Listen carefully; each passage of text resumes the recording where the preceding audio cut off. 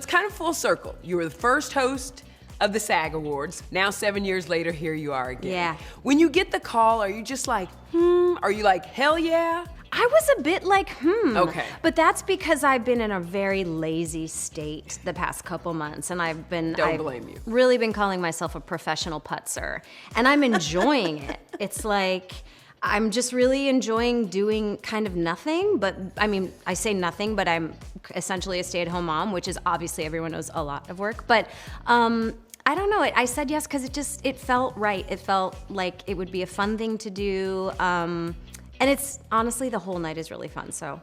Am I nuts, or don't you enjoy sloths? Like, don't you enjoy... You're not nuts. Okay. I do enjoy sloths. Right, so yes. you enjoy kind of, Oh, I can relax. Do not worry about me. I'm one of those people that's either in like go mode, where I can like be on for 17 hours a day, or I will not get out of pajamas for a week. So do you, when you're thinking about, okay, what I'm gonna do this time around, do you go back to the first time and think, this is what I learned, this is what I didn't like what I did, this is what I think I can do better? Do you have those moments? Yeah, I mean, I think that you know, professionally hosting, as you know, it's kind of like there's a formula to it. You stay energetic, you stay engaged, you try to make jokes out of kindness and not be too rude, but you're gonna make fun of it. You know, there's a whole like foundation to it. So I don't know that I was saying like, I'm gonna be so much better this year. But you know, the jokes and the hosting is kind of topical. So you definitely look at what's happening in the world, and then you go, yeesh, maybe I shouldn't host anything right now. But then you go, no, you know what? Right now is the time to laugh. Let's make it kind. Let's make it light. You said it. We need a night of that. We need to laugh. We need to like exhale for a second. We need to pretend things are normal for a minute. I think it's like a nice respite for everyone to go, oh, it's normal. Things are happening. Things are dire and crazy, but they can also, we can come together as a community and at least pretend to be normal for one night. So then are there some things that you're like, okay, I'm not gonna touch because maybe the world is in a weird space, or is nothing off limits? I mean, my style of comedy is not dangerous or very edgy. I'm goofy. Yeah. And if I'm gonna make a joke, primarily I'm gonna make it about myself. And so maybe that's refreshing to some people. It's not, I don't come out with swords ready to... Now, you know the fans are asking, is the husband gonna be involved in some way, shape, or form? Well, he always is. He always is, because at night I run a lot of things by him. But I don't know if he'll attend. It's always interesting because someone has to stay home with the kids, and shockingly, we don't have many sitters available, so I don't know. But he'll definitely be overseeing, not the fashion, but the words. Well, probably. can I say though that Dax was all of us at the Golden Globes with his little football? Like, I'm sorry, I was like, Dax, you are me. I get it. I know, he's nothing if not real. Right. And he went to the Golden Globes because I was nominated, and he was being very supportive, but the Lions, like, we've never been there before. Is he okay?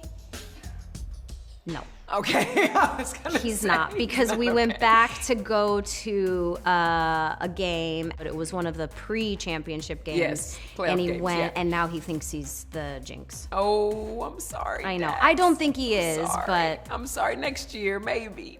But let me also say one thing. I'll read the script to him to see if he has any notes, but my primary writer is Monica, my best friend who co-hosts his podcast, who, by the way, has been writing for me and with me forever, and I think is one of the funniest people on the planet. So I'm not worried. You're good. I'm good. I feel comfortable. And speaking of the Globes, you were a nominee there. You're also a nominee here. Sure. So, I mean, how do you wrap your head around that? Because most time, nominees, you go and you're a little nervous because you don't know what's going to happen, but you're hosting, you're a little nervous, you know what's going to happen. Yeah, a beta blocker. Okay. That's number one. And number two is just don't think about it. Yeah.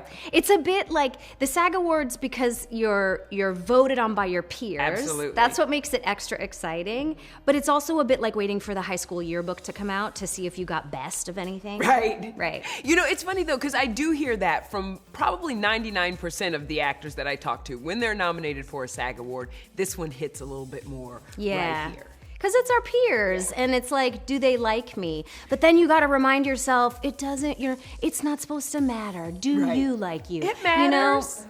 Does it? A little. It matters, but is it healthy? That's the follow-up Good question, point. right? Good point. Good point. But yes, also I want them to like me. You can self-sabotage all you want, but I think you should get over it. Because, Joanne, I'm on your side. I can handle you. Your Nobody Wants This co-star Adam Brody is nominated. Your former Good Place co-star Ted Danson is also nominated. Do we have loyalties? Oh shoot, they're in the same category? They're in this. Ooh, that's a toughie. That's a toughie.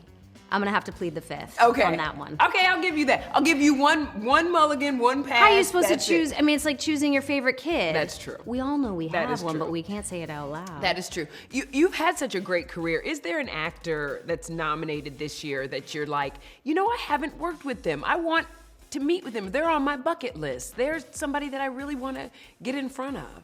Oh, wow. I'd have to look at the list of nominees. But there are a lot of people that I'm either like just hearing about or someone who's had a resurgence that I think it's really fun to sort of see their new work. And yes, I mean, I want to work with everyone. You've joked with us in the past that sometimes you have a hard time saying no. Oh, yeah. Yeah. But is there... No, I don't. What if I was like, no, I don't, I'm over that. I said that. So you said yes to this gig. Is there anything else lately that you've just had a tough time saying no to? Just my kids. Yeah. Always.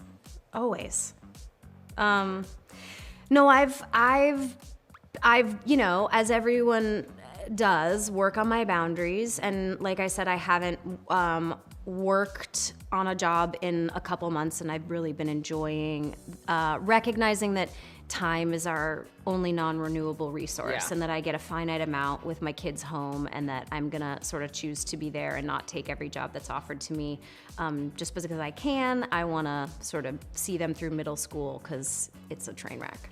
Yes, 6th through 8th grade is a real problem. Yeah, Like, it's a big deal. It's a real problem. It's rough for everybody. It is. But I will say, I'm a selfish viewer, so I know your kids need you, but we also need you because season 2 of Nobody Wants This, I know is happening. Do you know when you guys start filming? Have you seen scripts? Yes and yes. Okay. I'm very happy.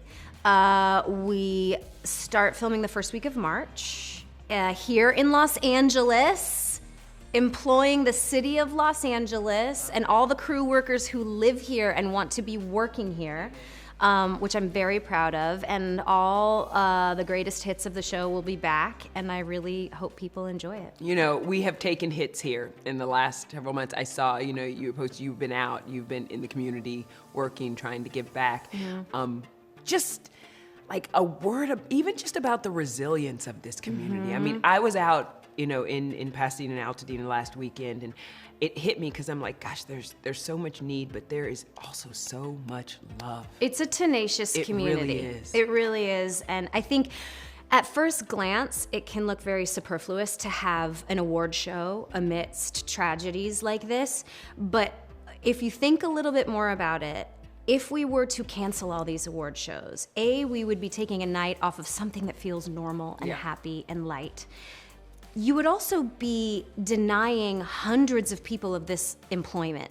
There are caterers and makeup artists and hairstylists and tech and crew and drivers that depend on award show season, and sometimes that's one of their only gigs of the year. So I think it was really important to try to rally and say, we're gonna pretend things are normal for one night, and we're gonna put some money back into the economy of Los Angeles. And also, the SAG Awards make a sizable donation to the SAG-AFTRA Foundation, which I don't think that the people you see in the room are a good representation of what SAG-AFTRA is.